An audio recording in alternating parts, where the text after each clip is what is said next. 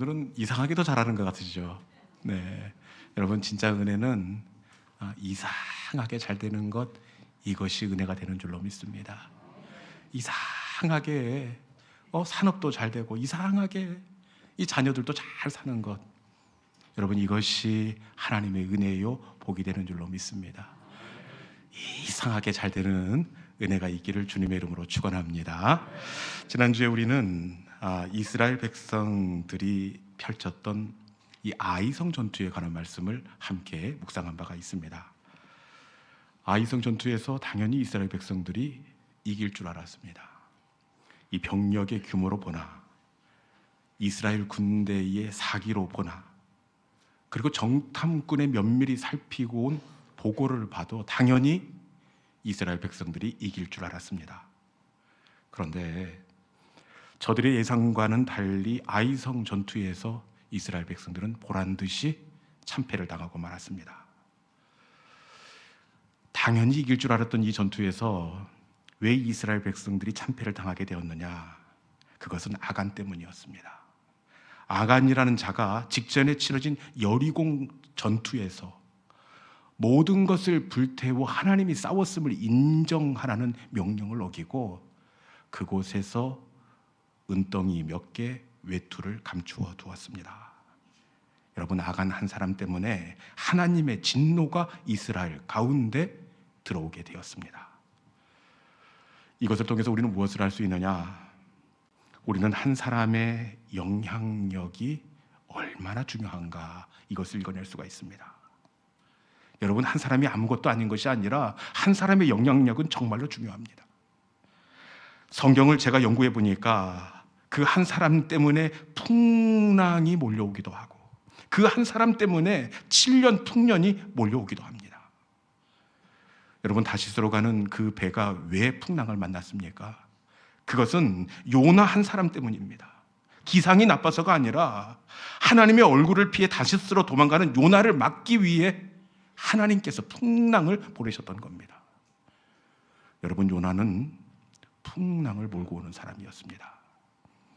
반면에 애굽 땅에 7년 영거포 풍년이 몰려옵니다. 왜 애굽 땅에 7년 풍년이 불어오게 되었느냐? 그것은 한 사람, 요셉이 사명을 감당할 수 있도록 요셉을 축복하기 위해서 하나님께서 애굽 땅에 영거포 7년의 풍년을 허락해 주셨습니다. 요셉은 풍년을 몰고 오는 사람이었습니다. 여러분, 저와 여러분은 풍년을 몰고 오고 축복을 몰고 오는 하나님의 사람이 되어야 할 줄로 믿습니다.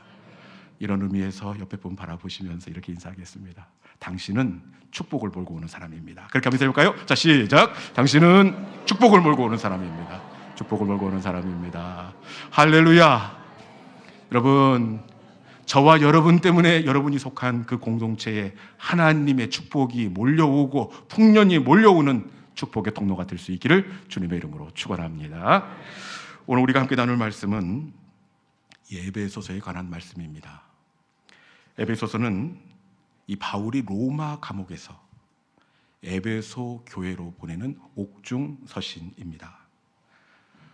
로마 감옥에 바울이 갇혀 있는데 여러분, 예나 지금이나 가보면 어렵고 힘듭니다. 얼마나 그곳이 힘들고 어려웠겠습니까? 이런 중에 바울이 에베소로 편지를 보내는 걸 볼 때 에베소 교회는 바울이 힘들고 어려울 때 생각나는 교회였습니다. 여러분, 좋은 교회는 힘들고 어려울 때 생각나는 교회가 좋은 교회가 되는 줄로 믿습니다. 지난주에는 제가 보니까 그동안 객지에 나가 공부하느라 교회에 나오지 못했던 여러 서울에 있는 청년들이 교회에 와서 예배를 드리는 것을 보게 되었습니다. 그래 주중에 반갑기도 하고 잘 올라갔나 싶은 마음이 있어 전화를 했습니다. 어떻게 서울에 잘 갔어? 왔다 갔는데 힘들지는 않아?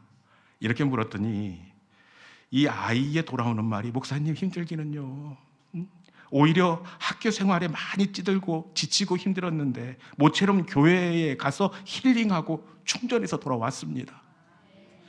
여러분, 우리 교회가 위로가 되고 생각이 나고 힘이 나는 따뜻한 믿음의 공동체가 될 수 있기를 주님의 이름으로 축원합니다.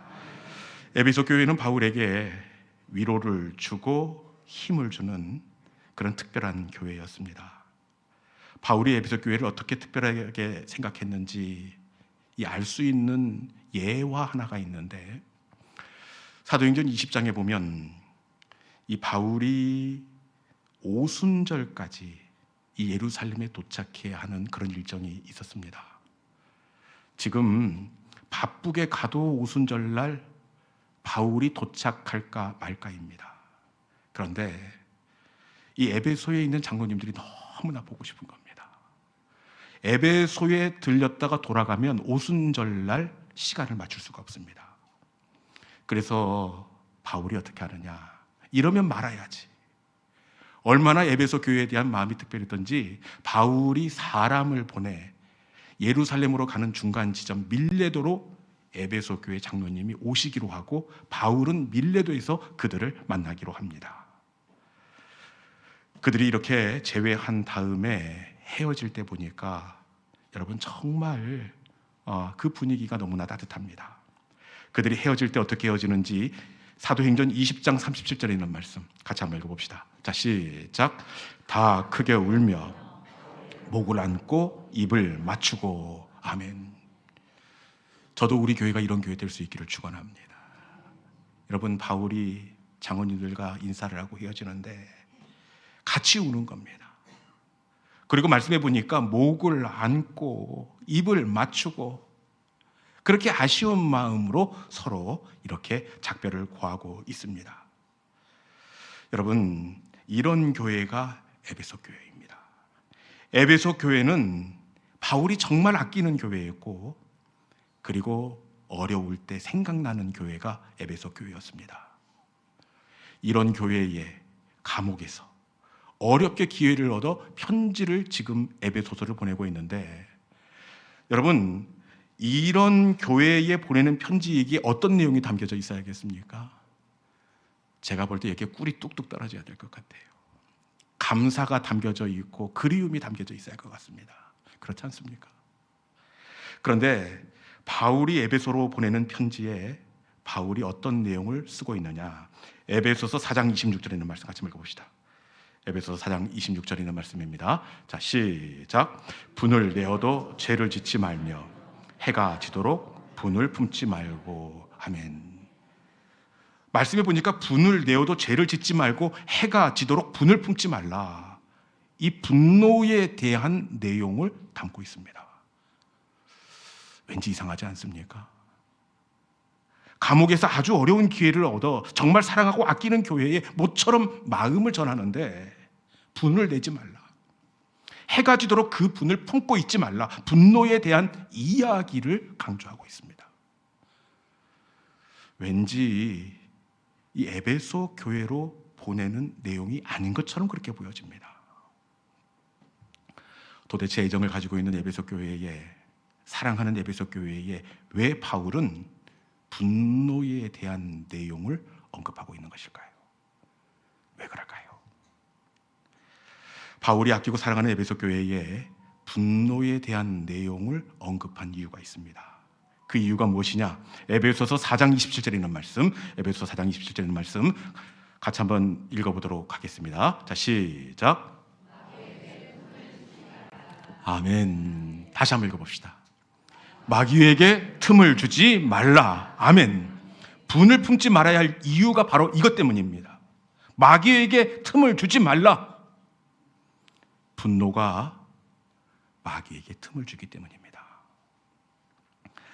우리는 단순히 분노를 감정적 그 영역이라 그렇게 생각을 하는데 그렇지 않습니다. 제가 성경을 몇 번을 읽어보고 몇 번을 연구해 봐도 여러분, 이 분노는 감정적 요소가 아니라 이 분노는 반드시 분노를 뜸따 마귀가 들어오는 통로가 된다는 사실입니다. 창세기에 보면 동생을 돌로 쳐서 죽인 인류 최초의 살인자 가인이 등장하고 있습니다. 우리는 동생을 어떻게 돌로 쳐 죽이느냐, 가인을 나쁜 사람이다 이렇게 폄하하는데 사실 가인은 이럴 사람이 아닙니다. 가인은 얼마나 따뜻하고 얼마나 온전한 사람인지 알 수가 없습니다. 어떻게 알 수 있느냐? 가인의 첫 소산을 하나님께 제물로 드리기 위해 그 첫 소산을 안고 나옵니다. 첫 것, 내가 갖고 싶은 욕심이 있지 않습니까? 여러분, 첫 것은 의미가 있어서 그건 내가 갖고 싶은 욕심이 있습니다. 그런데 가인은 첫 번째 것, 그것 내가 갖고 싶지만 하나님께 드리기 위해서, 예배하기 위해서 나온 따뜻한 사람입니다. 그리고 하나님에 대해서 얼마나 열심히 있었던지 하나님께서 이 가인의 예배를 받지 않자 그게 괴로워서 어쩔 줄을 몰라 하는 이 하나님께 진심이었던 사람이 바로 가인이었습니다. 참 괜찮지 않습니까? 이런 가인이 도대체 어쩌다가 동생을 돌로 쳐 죽이는 그런 끔찍한 인생이 되고 말았느냐. 가인이 어쩌다가 이런 일을 저질렀는지 요한일서 3장 12절에 있는 말씀 같이 한번 읽어봅시다. 요한일서 3장 12절입니다. 자, 시작. 가인같이 하지 말라. 그는 악한 자에게 속하여 그 아우를 죽였으니. 아멘. 거기까지입니다. 가인이 동생을 살해한 원인이 어디 있다 그렇게 얘기합니까? 그는 악한 자에게 속하여 아우를 쳐 죽였으니. 가인은 악한 자, 마귀에게 속해 그만 동생을 죽이는 끔찍한 비극의 주인공이 되고 말았습니다. 그러면 언제 도대체 이 예배의 진심이었던 사람, 첫 것을 하나님께 드릴 줄 알았던 이 따뜻한 사람이 도대체 언제 어느 순간에 마귀에게 속한 사람이 되었을까요? 그때가 언제냐? 우리 창세기 4장 5절에 있는 말씀입니다. 창세기 4장 5절 같이 한번 읽을까요? 자, 시작. 가인과 그의 재물을 받지 아니하신지라 가인이 몹시 분하여 안색이 변하니. 아멘. 제사가 연락되지 않은 그때입니다. 그때 가인이 몹시 분하여, 여기서 그치지 않고 안색이 변하여, 이 분을 내는데 안색이 변했다는 것을 봤을 때 가인이 이 분노가 대단했던 것을 우리가 읽어낼 수가 있습니다. 몹시 분노한 그 감정, 그때에 마귀에게 틈을 주지 말라. 그 분노를 틈타 마귀가, 악한 영이 가인에게 들어가 가인이 악한 자에게 속한 비극의 주인공이 되고 말았습니다. 여러분, 분노는 감정의 영역이 아니라 분노는 자칫 잘못하면 악한 영이 들어오는, 마귀가 들어오는 통로가 된다는 사실입니다. 이 다윗의 아들 압살롬을 봐도 이 분노를 통해서 악한 영이 들어오더라고요. 이 압살롬이라는 청년이 괜찮은 사람입니다. 외모가 일단 출중합니다. 이 머리가 얼마나 풍성하고 그 결이 고운지 성경에서 머릿결 좋다고 이야기한 사람은 압살롬 혼자입니다. 네. 그리고 참 지혜롭고 잘생긴 압살롬입니다. 그런데 한순간에 압살롬이 달라집니다. 압살롬이 달라진 것을 보면 달라지고 싶어서 달라진 것이 아니라 누가 시키니까 이렇게 하는 겁니다. 얼마나 끔찍하게 달라지는지. 하루는 압살롬이 양털 깎는 날, 우리로 말하면 타작하는 날, 식사를 잘 준비해서 형제들을 초청합니다. 그리고 그 자리에서 긴장을 풀고 있는 큰형님 암논을 칼로 끔찍하게 살해하는 만행을 저지릅니다. 그리고 압살롬의 칼날은 여기서 멈추지 않고 아버지 다윗을 향하게 되는데, 물론 권력이 욕심나서 이 반란을 일으킬 수는 있습니다. 이것까지는 어떻게 이해를 하지만 그 다음을 보면 이 압살롬, 이 사람에서 나온 계략이 아닙니다. 압살롬이 어디까지 망가지느냐? 사무엘하 16장 22절에 있는 말씀입니다. 사무엘하 16장 22절. 자, 시작. 이에 사람들이 압살롬을 위하여 옥상에 장막을 치니. 일단 거기까지 읽고요. 이 압살롬이 사람들을 모아놓고 옥상에 장막을 칩니다. 뭘 하려고 옥상에 이렇게 텐트를 치고 있는 것일까요? 옥상에 장막을 치니, 그리고 그 다음 절 같이 한번 읽어볼까요? 자, 시작. 압살롬이 온 이스라엘 무리의 눈앞에서 그 아버지의 후궁들과 더불어 동침하니라. 이것 하려고 사람들 모아놓고 백주 대낮에 옥상에 텐트를 치고 보란듯이 그곳에서, 다윗의 아내면 누구입니까? 압살롬의 배다른 어머니입니다. 어떻게 백주 대낮에 그 어머니를 겁탈할 수가 있습니까?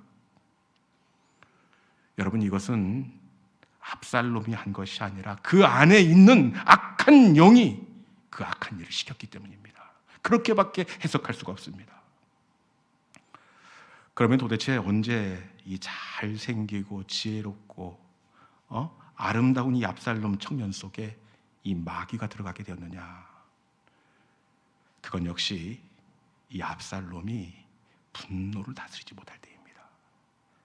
사무엘하 13장 32절에 있는 말씀, 이날 압살롬이 굉장히 분노하게 되는데, 사무엘하 13장 32절에 있는 말씀 같이 한번 읽어볼까요? 제가 읽겠습니다. 그가 압살롬의 누이 다말을 욕되게 한 날부터 압살롬이 결심한 것이니라. 자, 이 사건은 암논이 자기의 누이 이 다말을 겁탈할 때 일입니다. 그런데 이날 압살롬이 어떻게 했다고요? 암논을 죽이기로 결심하였다. 그렇게 되어 있습니다. 죽이기로 결심했다. 그 감정이 고스란히 그 결심 속에 담겨져 있습니다. 물론 동생을 욕보인 것, 여러분 당연히 분노를 해야 됩니다. 어떻게 참을 수가 있습니까? 그런데 당연한 감정이지만 참으로 안타까운 것은 그 극도의 분노를 통해서 마귀가 틈을 타 압살롬 가운데 들어가게 되었다는 사실입니다. 여러분, 우리가 분노하지 말아야 할 이유가 바로 여기에 있습니다. 분노해야 될 상황이라 분노할 수밖에 없지만, 분노는 단순한 감정이 아니라 반드시 마귀가 들어오는 틈이 되기 때문입니다. 여러분, 분노를 잘 다스리는 성숙한 하나님의 사람들이 될 수 있기를 주님의 이름으로 축원합니다. 그런데 문제는 이게 마귀가 들어오는 틈이 된다는 것을 알아요. 그래서 분노를 다스려야 된다는 것을 알지만 이 분노를 추스린다는 것 정말 쉽지가 않습니다. 여러분 보시다시피 저도 온순한 사람입니다. 별로 화가 없는 사람인데 때때로 나도 모르게 내 속에서 이 분노가, 화가 생겨날 때가 있습니다. 순한 저도 이 분노를 추스린다는 게 참 쉽지가 않습니다. 그러면 어떻게 우리가 이 격한 분노를 추스릴 수가 있느냐? 우리 에베소서 4장 26절에 있는 말씀 같이 한번 읽어봅시다. 이 분노의 감정을 우리가 어떻게 추스려야 되는지 같이 한번 읽어봅시다. 자, 시작. 분을 내어도 죄를 짓지 말며 해가 지도록 분을 품지 말고. 아멘. 분노를 어떻게 하라고 합니까? 분을 내지 말라가 아닙니다. 분을 내어도. 분을 내지 말라가 아니라 분을 내어도 낼 수는 있다. 그런데 어떻게 하라고요? 해가 지도록 분을 품지 말라, 이렇게 말씀합니다. 여러분, 분을 안 낼 수는 없습니다. 그렇지만 그 분을 품지 않을 수는 있습니다. 언제까지? 해가 질 때까지는 분을 낼 수 있지만 해가 지기 전에 분노의 감정을 내려놓으라, 이렇게 말씀합니다. 여러분, 이 분노를 안 낼 수는 없어요. 그렇지만 절대로 이 분노를 품고 잠자리에 들어가지 않기를 주님의 이름으로 권면합니다. 어떤 교회에 이 70년을 인고 부부로 지낸 이 장로님 부부가 있었다고 합니다.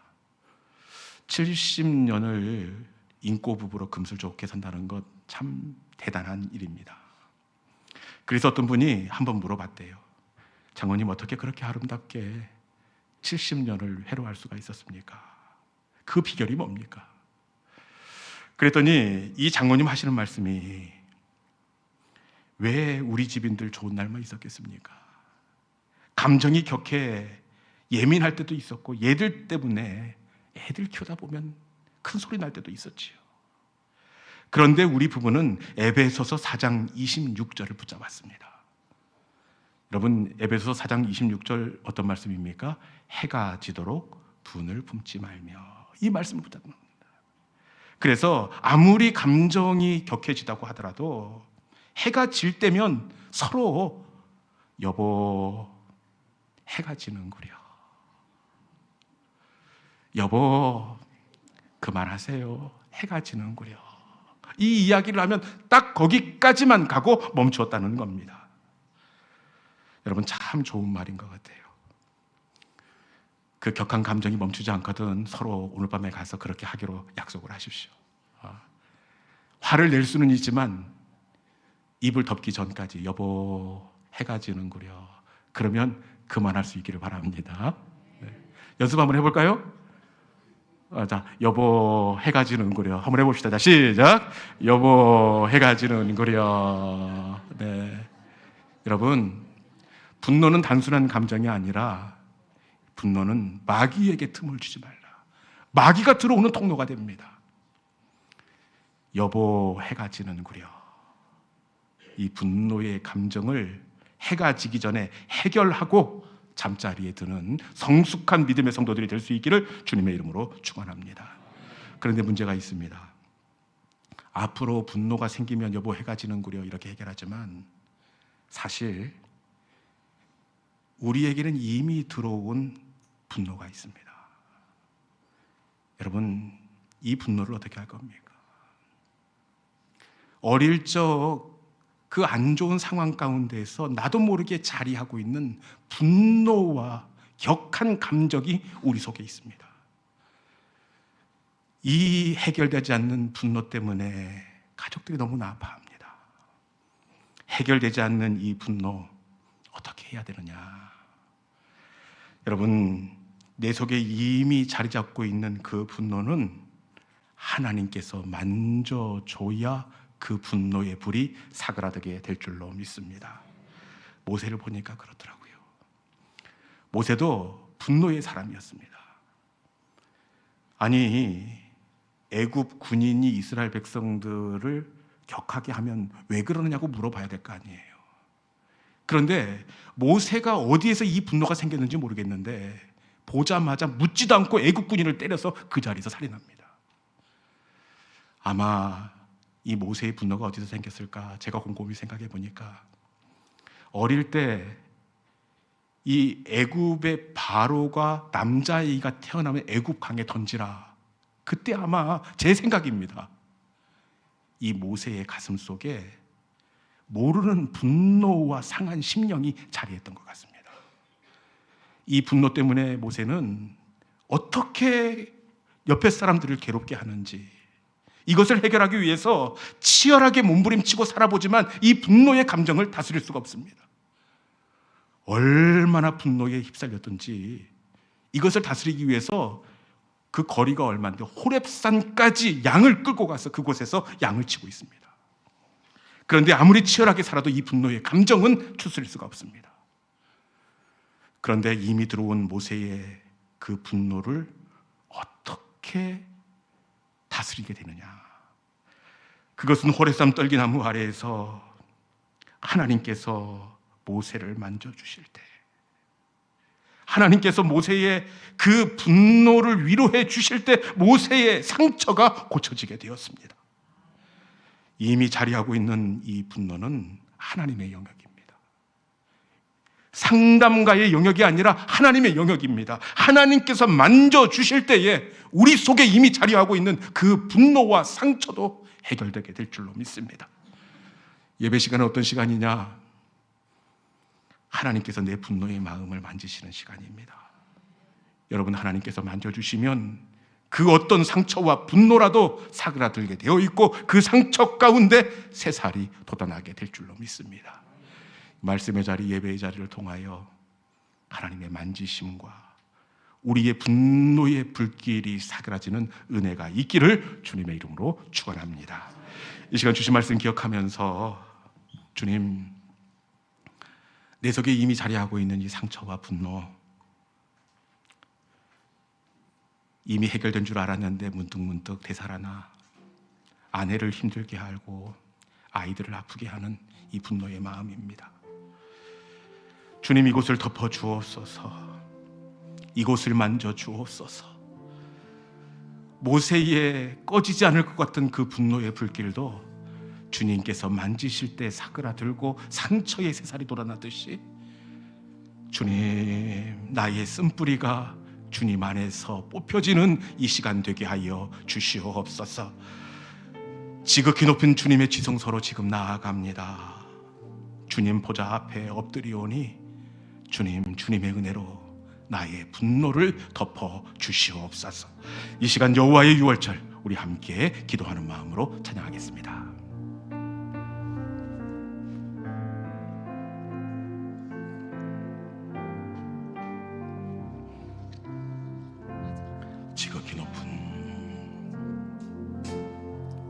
지극히 높은 주님의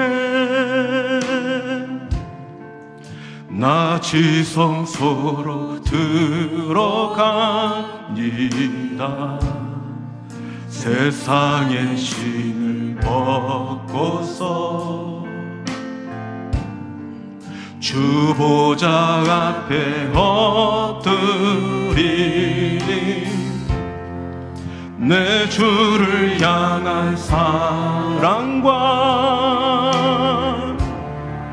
그 신뢰가 사그러져 갈 때 하늘로부터 이곳에 장막이 덮인 이곳을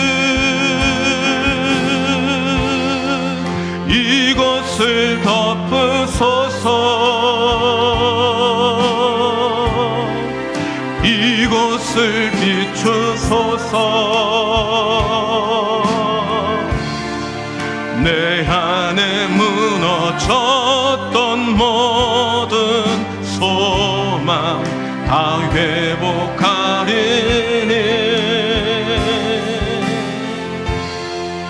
이곳을 지나소서. 주님, 이곳을 만지소서. 내 안에 죽어가는 모든 예배 다 살아나리. 지극히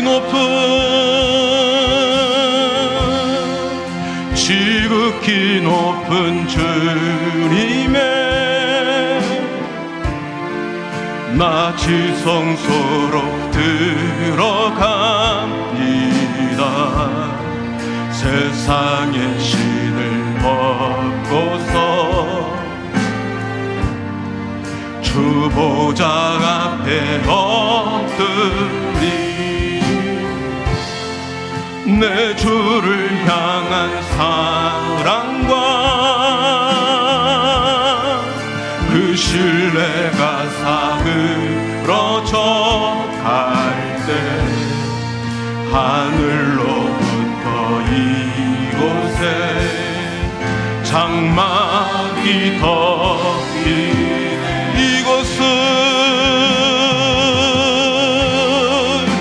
이곳을 덮으소서. 주님, 이곳을 비추소서. 내 안에 무너졌던 모든 소망 다 회복하리. 주님, 지나소서. 이곳을 지나소서.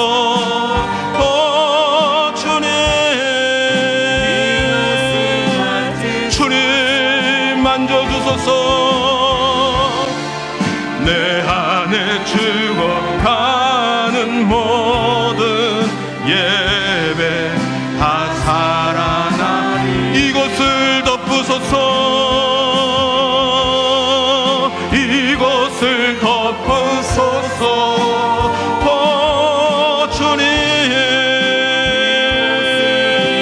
주님, 우리를 비추소서. 안에 무너졌던 모든 여만 다 회복하리. 주님, 나의 상처난 마음을 이곳을 지나소서. 주님, 이곳을 만져주소서. 이곳을 만지소서. 내 안에 들어가는 모든